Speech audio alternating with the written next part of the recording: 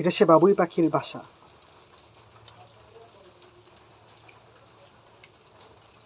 কি সুন্দর মুখের কারুকাজ, দেখে অবাক হয়ে গেলাম। এত সুন্দর করে বানিয়েছে। সে বাবুই পাখি আর চড়ুই পাখি, সেই কবিতাটি অবশ্যই আপনাদের মনে আছে।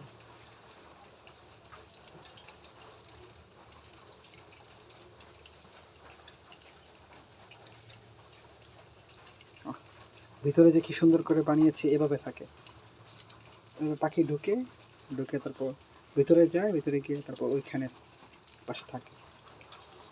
এটা অবশ্য নারকেল গাছ থেকে পড়ে গিয়েছিল, তাই এটা আমার সংগ্রহে এখনো আছে।